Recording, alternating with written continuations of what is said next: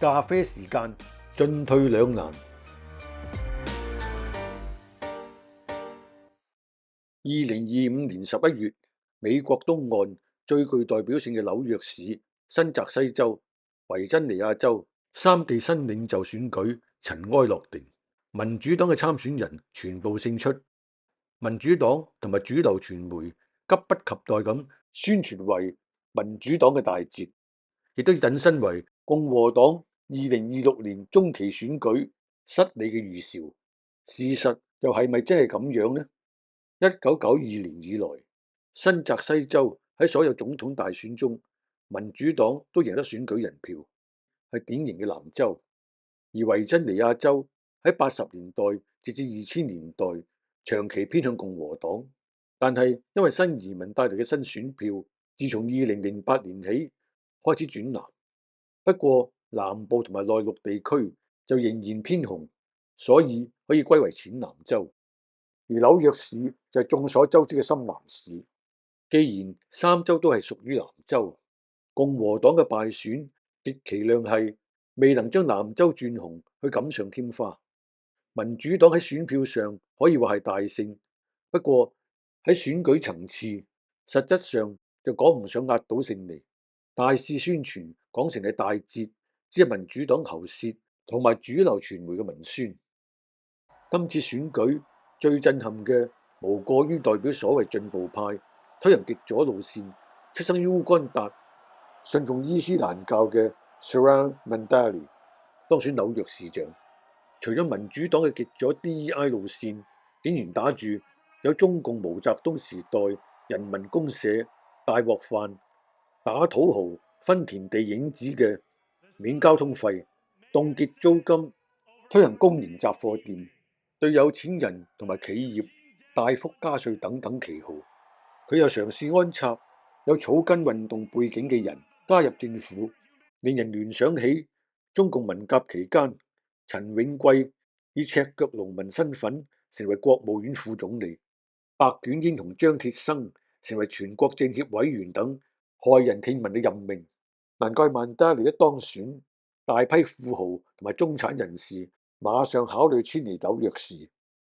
其實極左路線只係民主黨裏面嘅建制派用以吸納多年來大量湧入嘅新移民選票，並非真心認同。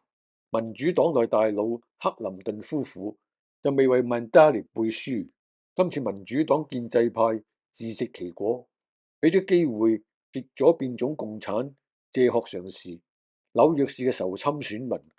又唔見得支持虛偽嘅民主黨建制，徒然拱手將民主黨嘅主導權讓於變種共產騙子，為他人作嫁衣裳。好彩維珍尼亞州勝選人 Abigail Spanberger 雖然亦都有提及支持墮胎權、LGBTQIA+ 權利、支持同性戀婚姻、管制槍支等近年民主黨主打嘅政策，不過佢走嘅反為係務實中間路線、跨黨合作，而唔係單純意識形態對抗。強調政府應該為大多數家庭解決負擔能力嘅問題，並非只係為小部分人提供福利。新澤西州勝選人 Mikey Sherrill 同屬民主黨實用派典型，唔講意識形態，聚焦修路、教育、治安、基建等民生議題，口講嘅 liberty 自由係虛 ，prosperity 繁榮先至係實。最終兩人都當選，延續咗民主黨喺兩州嘅管治。顯而易見，兩州民主黨勝選人都吸取咗今屆總統大選大敗嘅教訓，少講意識形態，強調柴米油鹽，證明務實政策喺正常州份仍然有市場。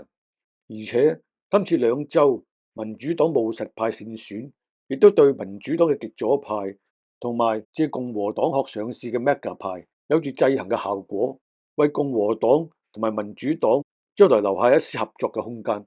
對美國甚至對全世界都並非壞事。今次選舉結果使民主黨喺極左激進路線同埋務實溫和路線中進退兩難，主打仇侵就已經軟弱乏力，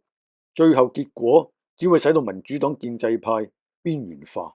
甚至離黨他去。另尋出路，剩低民主黨極左派同埋共和黨嘅 MAGA 派生死搏鬥。不過極左派除咗喺佢根深蒂固嘅大本營，喺美國全國甚至全世界都已經逐漸失去市場。喺遠在天邊嘅東方巨龍對民主黨喺2026年中期選舉全面翻盤嘅寄望，恐怕極大機會